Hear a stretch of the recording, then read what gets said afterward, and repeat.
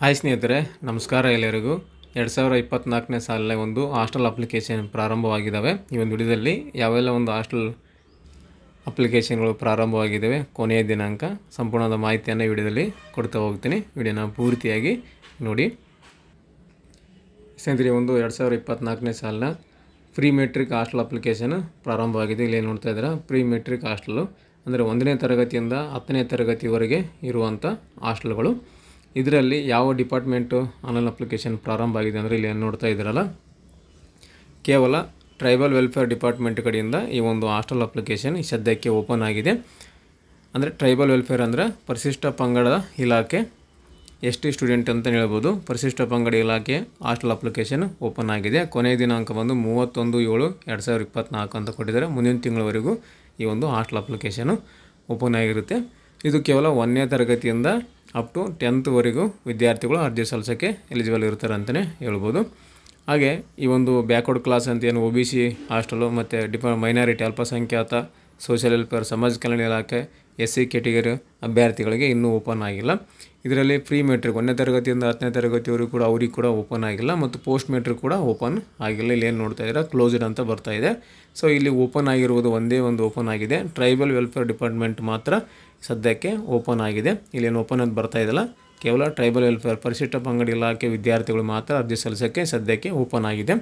OBC ಮತ್ತು minority social welfare ಡಿಪಾರ್ಟ್ಮೆಂಟ್ದು ಸದ್ಯಕ್ಕೆ close ಆಗಿದ್ದಾವೆ. ಸೊ ಈ ವಾರದಲ್ಲಿ ಅಥವಾ ಮುಂದಿನ ವಾರದಲ್ಲಿ ಅದನ್ನು ಕೂಡ ಓಪನ್ ಆಗುತ್ತೆ. ಸೊ ಓಪನ್ ಆದಾಗ ನಿಮಗೆ ಒಂದೊಂದಾಗಿ ನಿಮಗೆ ವಿವರಣೆಯನ್ನು ಕೊಡ್ತಾ ಹೋಗ್ತೀನಿ, ವಿಡಿಯೋದಲ್ಲಿ ಇನ್ಫಾರ್ಮೇಷನ್ ಕೊಡ್ತಾ ಹೋಗ್ತೀನಿ.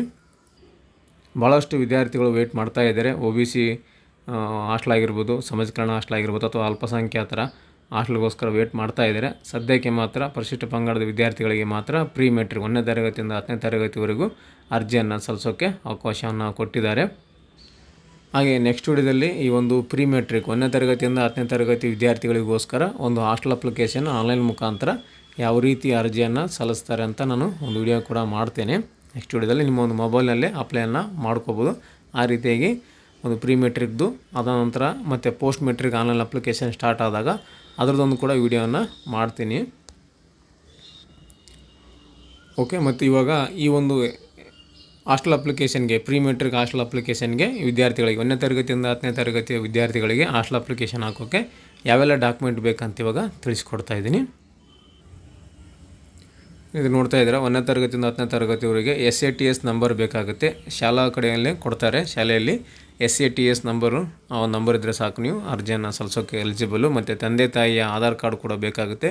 ವಿದ್ಯಾರ್ಥಿ ತಂದೆ ತಾಯಿಯ ಆಧಾರ್ ಕಾರ್ಡು ಮತ್ತು ಜಾತಿ ಆದಾಯ ಪ್ರಮಾಣಪತ್ರ, ಈ ಹಿಂದೆ ಕಲಿತ ತರಗತಿಯ ಮಾರ್ಕ್ಸ್ ಕಾರ್ಡ್ ಅಂತ, ಮಾರ್ಕ್ಸ್ ಕಾರ್ಡ್ ಏನು ಬೇಕಾಗೋದಿಲ್ಲ. ಮತ್ತು ಕಡ್ಡಾಯವಾಗಿ ಹಿಂದೆ ವಿದ್ಯಾರ್ಥಿ ತನಕ ಅರ್ಜಿ ಸಲ್ಲಿಸಿದ ಮೊಬೈಲ್ ಸಂಖ್ಯೆ, ಈ ಹಿಂದೆ SSP ಐಡಿನಲ್ಲಿ ಏನು ಮೊಬೈಲ್ ನಂಬರ್ ಕೊಟ್ಟಿರ್ತೀರಲ್ಲ ಆ ಒಂದು ನಂಬರ್ ಮಾತ್ರ ಕಂಪಲ್ಸರಿಯಾಗಿ ಬೇಕು. ಸೊ ಇವಿಷ್ಟು ದಾಖಲಾತಿಗಳಿದ್ದರೆ ನೀವು ಈ ಒಂದು ಪ್ರೀ ಮೆಟ್ರಿಕ್ ಹಾಸ್ಟೆಲ್ ಅಪ್ಲಿಕೇಶನನ್ನು ಹಾಕೋಬೋದು. ಹಾಗೆ ಹೋದ ವರ್ಷ ಒಂದು ಕೂಡ ವಿಡಿಯೋನ ಮಾಡಿದ್ದೆ, ಪ್ರೀ ಮೆಟ್ರಿಕ್ ಯಾವ ರೀತಿ ಅರ್ಜಿಯನ್ನು ಸಲ್ಲಿಸೋದಂತ. ಆ ಒಂದು ವಿಡಿಯೋದ ಲಿಂಕನ್ನು ಡಿಸ್ಕ್ರಿಪ್ಷನಲ್ಲಿ ಕೂಡ ಕೊಡ್ತೇನೆ, ನೋಡಿಕೊಂಡು ವಿಡಿಯೋನ ಅಪ್ಲೈಯನ್ನು ಮಾಡ್ಕೋಬೋದು ನೀವು. ಹಾಗೆ ಹಾಸ್ಟೆಲ್ ಅಪ್ಲಿಕೇಶನ್ ಹಾಕ್ಬೇಕಂದ್ರೆ ಕಡ್ಡಾಯವಾಗಿ ನಿಮಗೆ SSP ಅಕೌಂಟು ಬೇಕೇ ಬೇಕು. ಅಂದರೆ ಇದೇನು SSP ಸ್ಕಾಲರ್ಶಿಪ್ ಏನು ಹಾಕ್ತೀವಲ್ಲ, SSP ಸ್ಕಾಲರ್ಶಿಪ್ದು ID ನಿಮಗೆ ಇರಲೇಬೇಕು. ಸ್ಟೂಡೆಂಟ್ ಪೋರ್ಟಲ್ ಹೋಗಿ ಕ್ರಿಯೇಟನ್ನು ಮಾಡ್ಕೊಳ್ಳಿ, ಅದಿದ್ದರೆ ಮಾತ್ರ ಹಾಸ್ಟೆಲ್ ಅಪ್ಲಿಕೇಶನ್ ಹಾಕೋಕ್ಕೆ ಸಾಧ್ಯ ಆಗುತ್ತೆ. ಸ್ನೇಹಿತರೆ, ಇದಿಷ್ಟು ಈ ಒಂದು ಹಾಸ್ಟೆಲ್ ಅಪ್ಲಿಕೇಶನ್ ಬಗ್ಗೆ ಮಾಹಿತಿಯನ್ನು ಕೊಟ್ಟಿದ್ದೇನೆ. ಈ ಒಂದು ಮಾಹಿತಿ ನಿಮಗೆ ಉಪಯುಕ್ತ ಆಗಿದೆ ಅಂತ ಅಂದ್ಕೊತೀನಿ. ಇದರಲ್ಲಿ ಏನಾದರೂ ಡೌಟ್ಗಳಿದ್ದರೆ, ಕನ್ಫ್ಯೂಸ್ ಆಗ್ತಾ ಇದ್ದರೆ, ಏನಾದರೂ ಕ್ವಶನ್ಗಳು ಕೇಳಿದ್ರೆ ಕಾಮೆಂಟ್ ಮಾಡಿ, ಕಾಮೆಂಟಲ್ಲಿ ನಿಮಗೆ ಉತ್ತರವನ್ನು ಕೊಡ್ತೀನಿ ಅಂತ ಹೇಳಿದಾಗ ಡಿಸ್ಕ್ರಿಪ್ಷನಲ್ಲಿ ಕೂಡ ಇನ್ಸ್ಟಾಗ್ರಾಮ್ ಲಿಂಕನ್ನು ಕೊಟ್ಟಿರ್ತೇನೆ. ಇನ್ಸ್ಟಾಗ್ರಾಮಲ್ಲಿ ಬಂದು ಕೂಡ ಮೆಸೇಜನ್ನು ಮಾಡ್ಬೋದು, ಮಾಹಿತಿಯನ್ನು ಪಡ್ಕೋಬೋದು ಅಂತ ಹೇಳ್ತಾ, ನೆಕ್ಸ್ಟ್ ಇದೇ ಥರ ಇನ್ನೊಂದು ಉಪಯುಕ್ತ ಮಾಹಿತಿಯೊಂದಿಗೆ ಇನ್ನೊಂದು ವಿಡಿಯೋದಲ್ಲಿ ನಿಮ್ಮನ್ನು ಭೇಟಿ ಆಗ್ತೀನಿ. ಅಲ್ಲಿವರೆಗೂ ನಮ್ಮ ವೀಡಿಯೋಸನ್ನು ನೋಡ್ತಾ ಇರಿ, ಸಪೋರ್ಟ್ ಮಾಡಿ ಅಂತ ಹೇಳ್ತಾ, ಥ್ಯಾಂಕ್ಸ್ ಫಾರ್ ದ ವಾಚಿಂಗ್.